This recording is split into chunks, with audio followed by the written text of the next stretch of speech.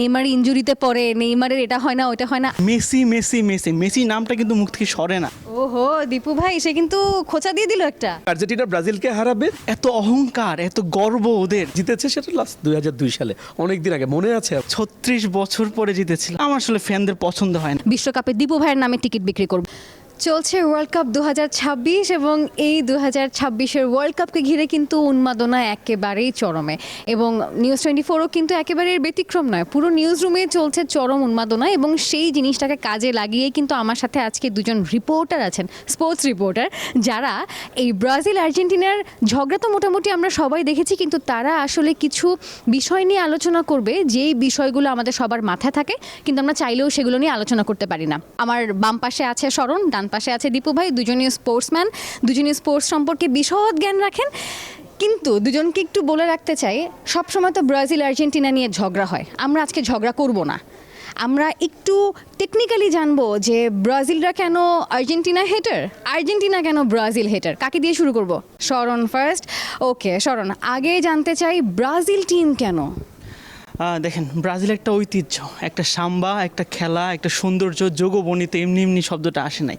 তো আমরা সুন্দর খেলার একটা ফ্যান, ওই দিক থেকে আসলে আমরা কখনো স্টার বা আমরা বর্তমান চ্যাম্পিয়ন এগুলো দেখে আসলে ফ্যান হই নাই। ওহো দীপু ভাই, সে কিন্তু খোঁচা দিয়ে দিল একটা। না, এখানে কিন্তু ও কিন্তু পেলের কথা বলা নেই। হ্যাঁ, পেলের কিন্তু হচ্ছে সর্বকালের সেরা ফুটবলার। ডেফিনেটলি ব্রাজিল কিন্তু তারা হাত ধরেই কিন্তু অনেকগুলো ট্রফি পেয়েছিল। আর যদিও ব্রাজিলের জুলেরিমের ট্রফি 5টার মধ্যে কিন্তু জুলেরিমের ট্রফিটাই বেশি। আর যেটা জিতেছে সেটা লাস্ট 2002 সালে, অনেক দিন আগে, মনে আছে? আমার মনে হয় অনেকে ভুলেই গেছে। গতবার কিন্তু 36 বছর পরে জিতেছিল। আমরা 36 বছর অপেক্ষা করতে হয় নাই, হবেও না, এবারই হয়ে যাবে। এই মিশন হেক্সা না, হয়ে যাবে।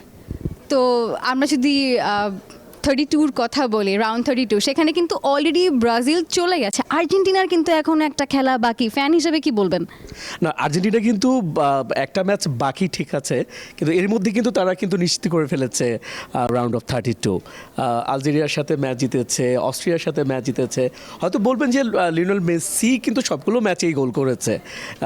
শুধু মেসির কথাই বলবো না, অন্যান্য যারা ফুটবলার রয়েছেন তারাও কিন্তু পারফরমেন্স করেছে।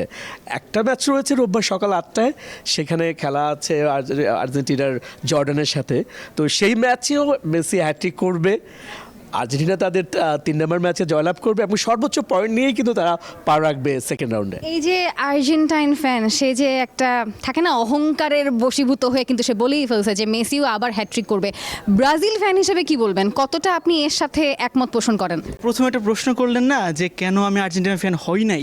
আসলে এই সমর্থকদের প্রমাণ, আসলে এত অহংকার, এত গর্ব ওদের, মানে খেলার যতটা ভালো এর থেকে বেশি ফ্যানদের গর্ব মনে হচ্ছে।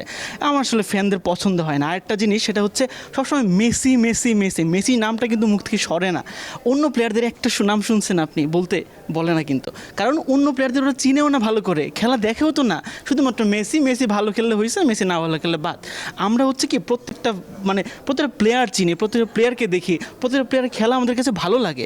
তো ওটা আসলে ওরা জানবে না, তো ওটা শুধুমাত্র মেসি মেসি ভালো খেললে, আর্জেন্টিনা ভালো খেলে, দেখেন 5টা গোল হয়েছে, 5টা গোলে 5টাই মেসি দিয়েছে। অন্য বাকি প্লেয়ারদের কী অবদান জিজ্ঞেস করেন। না, তা ঠিক আছে, কিন্তু ব্রাজিলের কথাও কিন্তু চিন্তা করতে হবে। ব্রাজিল আমরা দেখেছি যে প্রথম ম্যাচে কিন্তু তারা হোঁচট খেয়েছে, তারপরের ম্যাচে তারা জিতেছে ঠিকই, কিন্তু ব্রাজিলের তো একই অবস্থা। আমি একটু ইন্টারাপ্ট করতে চাই, যে ব্রাজিলকে বলা হলো প্রথম ম্যাচে কিন্তু হেরে গিয়েছে। আমরা যদি 2022 বিশ্বকাপের কথা চিন্তা করি, আর্জেন্টিনা কিন্তু সৌদি আরবের কাছে হেরে গেল, তারপরে কিন্তু বিশ্বকাপ মেসির হাতে। তো এইটা নিয়ে কিন্তু খোঁচা মারা যাবে না ব্রাজিল ফ্যানকে। না, তা ঠিক আছে, কিন্তু আপনি যদি আলটিমেট পুরো ওয়ার্ল্ডের ব্যাপারটা যদি দেখেন, সেখানে কিন্তু অবশ্যই আর্জেন্টিনা অনেক দূর এগিয়ে রয়েছে। উনি মেসির কথা বলছেন, মেসি তো শুধু এখন নয়, মানে অনেকদিন ধরেই কিন্তু মেসি নাম্বার ওয়ান। হ্যাঁ, সে কিন্তু তার পায়ের জাদু দিয়েই কিন্তু সে তার স্থান দখল করে নিয়েছে। ডেফিনেটলি ব্রাজিলের কথা বলছে যে ব্রাজিল ঠিক আছে, ভালো পারফরমেন্স করছে, সবই ঠিক আছে। নেইমারও গত ম্যাচে খেলেছে। আমি আর্জেন্টিনার সাপোর্টার, তা ঠিক আছে, ব্রাজিলও কিন্তু আমার পছন্দের প্লেয়ার রয়েছে, নেইমারকেও কিন্তু আমি পছন্দ করি। হ্যাঁ, সেই ক্ষেত্রে আমি কিন্তু দেখলাম না যে আর্জেন্টিনার কোনো প্লেয়ারকে অনার করতে তাকে। অবভিয়াসলি কেন করব না, কারণ আমরা প্রত্যেকটা প্লেয়ারকে চিনি এবং প্রত্যেকটা প্লেয়ারকে আমরা ভালো করে দেখি। যেমন হুলিয়ান আলভারেজ আমার ফেভারিটের প্লেয়ার, আমি চাই যে সে আমার একটা ক্লাব আছে রিয়াল মাদ্রিদ, ওটাতে আসুক আসলে। আসবে না জানি। তারপরে লৌতারো মার্টিনেজ বেস্ট প্লেয়ার, আসলে আপনারা তো ওনাদের নামও বলেন না, আপনার মুখ থেকে কিন্তু নামটা শুনিও না, আমার মুখ থেকে নামটা আসছে যে হুলিয়ান আলভারেজ, লৌতারো মার্টিনেজ, রোমেরো, মানে বিখ্যাত কিছু প্লেয়ার, বাট আপনারা সবসময় মেসি মেসি মেসি, এই 5টা গোল দিচ্ছে মেসি মেসি মেসি শেষ। লাস্ট ম্যাচে ব্রাজিলের জয়ের পরে কিন্তু যেটা দেখা যাচ্ছে যে আমার সাথে যে স্মরণ রয়েছে সে কট্টর ব্রাজিলপন্থী, এবং সে কিন্তু দীপু ভাইকে আসলে কোনো স্ট্যান্ডই দিচ্ছে না, সে একেবারে খুব স্ট্রংলি তার টিমকে ডিফেন্ড করছে। তো যেহেতু আমরা শুরুতেই বলেছি যে আমরা কিন্তু কোনো ঝগড়া করব না, কিন্তু যেহেতু বিশ্বকাপ, এই 2026 বিশ্বকাপ শেষ হওয়ার পরেও আমি হলফ করে বলতে পারি কে কয়টা কাপ নিয়েছে, কার ঝুলিতে কি কি বেস্ট প্লেয়ারের নমিনেশনস আছে, অ্যাওয়ার্ডস আছে, এসব নিয়ে কিন্তু আলোচনা সমালোচনা চলবেই। তো ঝগড়া আসলে যতই বলি করব না, ঝগড়া চলেই আসে। কিন্তু এই পর্যায়ে আমি দুজনের কাছে একটা সিম্পল বিষয় জানতে চাই। সে শুরুতেই কিন্তু বলেছে যে তার কিছু আর্জেন্টিনার প্লেয়ার ভালো লাগে, তো তার কাছে আমি একটু পরে যাব। দীপু ভাই, আপনার কাছে আসছি যে যেহেতু আপনি একদম কট্টর আর্জেন্টাইন ফ্যান, যদি আপনাকে বলা হতো যে আপনি আপনার পছন্দ অনুযায়ী আর্জেন্টিনা টিম সাজাবেন, তাহলে ব্রাজিলের কোন ফ্যান বা কোন প্লেয়ারকে আপনি নিতেন? না, ডেফিনেটলি ব্রাজিলেতেও কিন্তু অনেক ভালো মানের প্লেয়ার রয়েছে। নেইমার তো অবশ্যই ফার্স্ট চয়েস, নেইমার রয়েছে, ভিনিসিয়াস জুনিয়র রয়েছে, আর রায়ান রয়েছে। রাফিনা ইনজুরিতে পড়েছে, but is a very good player. আমরা জানি যে ক্লাব পর্যায়ে কিন্তু সে খুব ভালো পারফরমেন্স করেছে। যদি আপনি ডিফেন্সের কথা যদি বলেন, ডিফেন্সেও কিন্তু ভালো ভালো প্লেয়ার রয়েছে। ডেফিনেটলি আমি তো বললাম যে আমি নেইমারকে এগিয়ে রাখছি, রাফিনাও রয়েছে, রায়ানও রয়েছে, হ্যাঁ অবশ্যই সেক্ষেত্রে, বা ডগলাস কস্তা সেও রয়েছে ভালো। তো যেই নেইমারকে নিয়ে কথায় কথায় আপনারা মিম শেয়ার দেন আর্জেন্টাইন ফ্যানরা, নেইমার ইনজুরিতে পড়ে, নেইমারের এটা হয় না ওটা হয় না, সেই নেইমারকেই সবার আগে চুজ করলেন কেন? না, নেইমারকে চুজ করবো না কেন বলেন? নেইমার হয়তো 981 দিন পর সে ফিরেছে, তারপরেও কিন্তু Neymar is a very good player. আমি অ্যাজ এ স্পোর্টস রিপোর্টার হিসেবে কিন্তু অবশ্যই অনার করব নেইমারের মতো প্লেয়ারকে। সে কিন্তু অনেক কিছু দিয়েছে ব্রাজিল টিমকে। লিওনেল মেসি যেমন ভালো প্লেয়ার, নেইমারও কিন্তু ভালো প্লেয়ার। সেই ক্ষেত্রে আরেকজনের কথা না বললেই নয়, মধ্যমাঠে খুব ভালো প্লেয়ার একজন অ্যাটাকিং মিডফিল্ডার ক্যাসিমিরো কিন্তু খুবই ভালো, লাস্ট ওয়ার্ল্ড কাপেও কিন্তু খুবই ভালো পারফরমেন্স করেছে।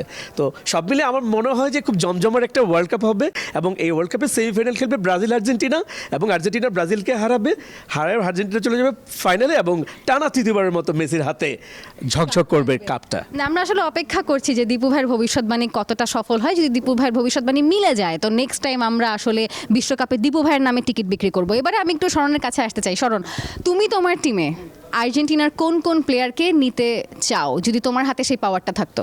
আসলে বর্তমান ফর্ম অনুযায়ী ব্রাজিল কিন্তু বেস্ট। এখন একটা প্লেয়ার নিতে পারি, সেটা হচ্ছে মেসি। এখন জিজ্ঞেস করতে পারেন যে মেসিকে নিয়ে এত ট্রল করতেছে বা বলতেছে মেসিকে কেন? হ্যাঁ, আমাদের রাইট উইংয়ে যে রাফিনা, উনি ইনজুর্ড। রায়ান খুব একটা ভালো পারফরমেন্স করে নাই, হ্যাঁ করেছে, বাট ফিনিশিংটা দুর্বলতা ছিল। সেদিক থেকে মেসি যেহেতু ভালো স্কোরিংয়ের মধ্যে আছে, হয়তো আমরা নিতে পারি, বাট আমাদের কোচের কথা চিন্তা করতে হবে। আনচেলত্তি কিন্তু একটা প্লেয়ার কিন্তু কখনো খেলায় না ভালো, মানে সবগুলো মানে প্লেয়ার মিলে তারপরে খেলায়। স্ক্যালোনি আমাকে মনে হচ্ছে যে মেসি কেন্দ্রিক খেলাচ্ছে। যদি এরকম হতো তাহলে আমি মেসিকেও নিতাম না, বাট আমি নিব শুধুমাত্র কোচ কার্লো আনচেলত্তির জন্য। ও মাই গড, এই যুক্তি তর্ক কিন্তু শেষ হওয়ার না। ওয়ার্ল্ড কাপ ফানের মতো ফুটবল ফান নিউজ24 চলছে, এবং এরকম আলাপ আলোচনা তো থাকবেই। দর্শক, আজকের আলোচনা এখানেই শেষ করছি। নিউজ24 এর সঙ্গেই থাকুন।